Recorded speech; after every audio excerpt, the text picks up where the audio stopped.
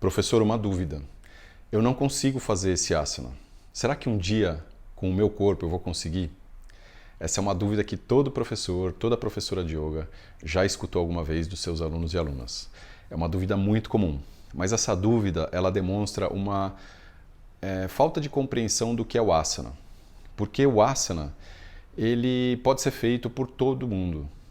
Todo mundo consegue fazer o asana, só que cada um vai fazer de um jeito diferente. Sabe aquela foto do asana que a gente vê num livro, né? Aquela foto, ela remete a gente a um ideal de asana. Então, por exemplo, quando eu vejo uma pessoa fazendo a postura da árvore, o Vrikshasana, então eu olho e falo assim, nossa, que legal essa postura. Então eu construo na minha cabeça a fantasia de que aquilo lá é a postura ideal, é a forma ideal de fazer o Vrikshasana, né? A postura da árvore. Mas essa forma ideal, ela é uma ilusão, ela não existe.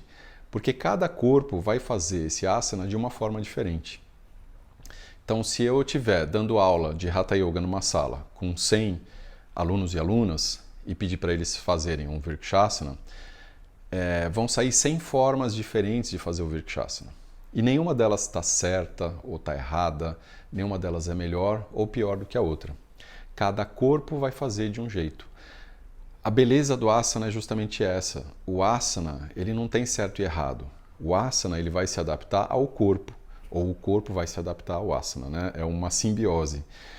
Mas, por exemplo, o meu corpo, ele vai fazer um asana diferente do corpo do meu vizinho.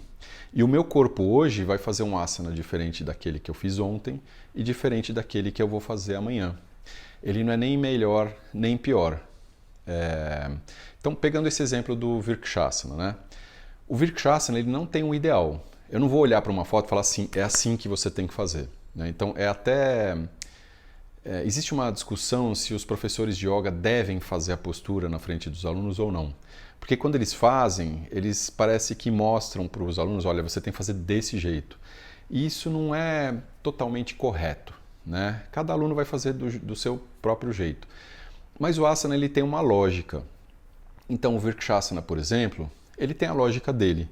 O que é o Vrikshasana, né? A postura da árvore? É uma postura de equilíbrio em que nós vamos ficar apoiados sobre um dos pés. O outro pé vai ser um pé secundário, que pode tocar o chão ou não. E nós vamos manter as duas mãos acima da cabeça. Certo? Então essa é a lógica do Vrikshasana. E a partir daí, cada corpo vai fazer de um jeito. O Yoga Sutra do Patanjali, ele descreve o asana como uma postura estável e confortável. É o Sutra 246, do segundo capítulo, o 46º Sutra. Então ele fala Sthira Sukhamasana. Né? Então o asana é a postura estável, firme, estável e confortável. Ele está falando no Yoga Sutra da postura sentada, porque o Yoga Sutra, quando ele fala de asana, ele está falando como que a pessoa vai meditar. Então ele fala, bom, para meditar você precisa se sentar, numa postura estável e confortável, respirar profundamente, etc, etc. Né? O nome asana, né, que significa assento, né, porque é uma postura sentada, ele foi depois transferido para todas as outras posturas do Hatha Yoga. Então hoje nós dizemos para todas as posturas do Hatha Yoga que são asanas. E também nós transferimos essa ideia de que todos os asanas eles precisam ser estáveis e confortáveis. Porque realmente é isso que nós precisamos quando nós estamos fazendo Hatha Yoga. Nós precisamos fazer algo que seja estável, que a gente não fique balançando, e que seja confortável, que não doa, que não machuque, etc. Então, se eu vou fazer o Vrikshasana, né, a postura da árvore, eu vou dentro dos limites do meu corpo. Então, se um dos pés vai servir como base de apoio e o outro pé ele vai ser secundário, eu posso tirar o pé do chão? Às vezes não, porque se eu tirar, eu vou começar a balançar, a postura não vai ficar estável. Então, eu deixo a pontinha do pé no chão. Eu consegui estabilidade, já estou dominando. Então, eu posso trazer o pé para o lado da batata da perna. Eu consigo um pouco mais, eu vou trazer o pé ao lado do joelho, eu vou trazer o pé para a coxa, ou eu vou trazer o pé aqui para frente, para a virilha. Então isso vai depender da minha possibilidade, da possibilidade e da necessidade do meu corpo. né? Eu vou chegar no limite que o meu corpo pode chegar dentro daquela postura. E as mãos acima da cabeça, eu posso deixá-las abertas, eu posso deixar elas fechadas, eu posso deixá-las mais para cima, mais para baixo, desde que eu mantenha, por exemplo, o meu ombro relaxado, né? Eu não posso tensionar meu ombro, porque senão não vai ser uma postura confortável. Então, dentro dessa descrição de que o asana ele tem que ser estável e confortável, eu vou performar aquela postura no meu limite. Eu vou chegar no limite que eu puder. E pode ser que o meu limite hoje seja um, amanhã seja um outro limite maior ou menor, e pode ser que o meu limite seja diferente do limite do meu vizinho.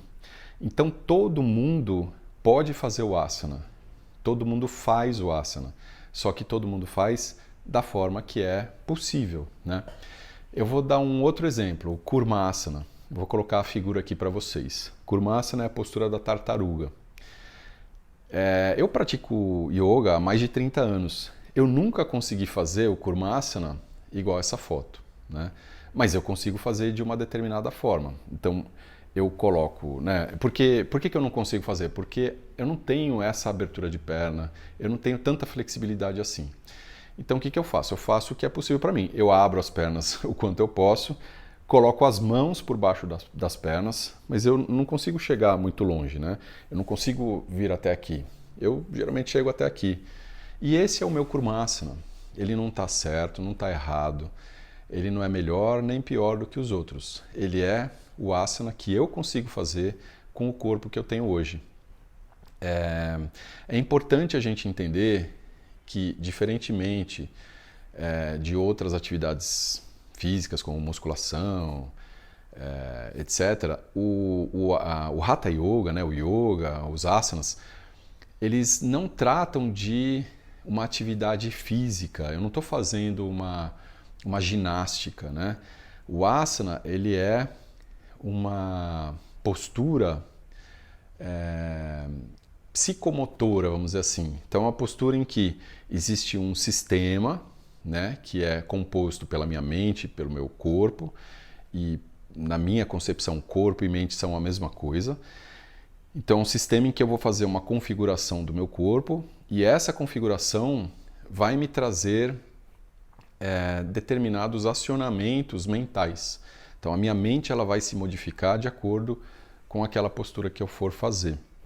Então, por isso que não tem um certo e errado. Eu vou chegar no limite do meu corpo, e chegando no limite do meu corpo, nas necessidades do meu corpo, nas capacidades do meu corpo, aquela postura ela vai ter os benefícios que ela teria, né? Para qualquer pessoa. Então, só voltando no Vrikshasana, por exemplo, né? Eu disse que é uma postura em que eu tenho o apoio de um dos pés. Algumas pessoas não têm apoio nenhum dos pés. Por exemplo, as pessoas que são paralíticas ou que não têm as pernas, elas não podem ter o apoio dos pés porque elas não têm os pés, né? Mas elas vão fazer a adaptação para aquilo que o corpo delas pode fazer. E isso não está certo, não está errado, não é pior, não é melhor. Um outro exemplo que eu posso dar é o Kakasana, né? Então vou colocar aqui o Kakasana para vocês. Kakasana é uma postura que eu consigo fazer muito facilmente. Desde a primeira vez que eu tentei, eu já consegui fazer. Porque o meu corpo ele está, de certa forma, preparado, né? Mesmo que eu não tenha treinado previamente, o meu corpo, para ele é natural fazer o Kakasana. E muitas pessoas não conseguem chegar nesse estágio, né? Então o que é o Kakasana? É uma postura de equilíbrio, em que eu vou me equilibrar, né, colocando as duas mãos no chão. Então, elas são a base do meu equilíbrio. E os meus pés, eles são secundários, né? Eles podem tocar o chão ou não, mas o equilíbrio não vai estar firmado, vamos dizer assim, nos meus pés. Então, algumas pessoas nunca conseguem tirar os pés do chão. E o Yoga-Asana, toda a postura, né, tem uma evolução. Então, para montar a postura, você começa do básico e você vai montando a postura e vai desenvolvendo até você chegar na configuração final que você consegue. Então, Kakasana, por exemplo, como é que a gente faz? A gente, em primeiro lugar, apoia dois pés e as duas mãos no chão, né? Aí você coloca as coxas, né, apoiadas no antebraço, e aí você vai transferindo o peso do corpo para as mãos até que você consiga tirar os pés do chão. Então, essa é a montagem da postura. Então, algumas pessoas conseguem ir até o final da montagem. Outras pessoas vão parar no início. Elas vão ficar com as duas mãos e os dois pés no chão. E esse é o limite que elas vão conseguir. Isso deixa de ser um Kakasana só porque a pessoa não conseguiu tirar o pé do chão? Não, continua sendo um Kakasana. Só que é o Kakasana que é possível para aquela pessoa. Então isso aqui é importante para todo mundo entender. Então essa pergunta, né, eu não consigo fazer o asana, será que um dia eu vou conseguir?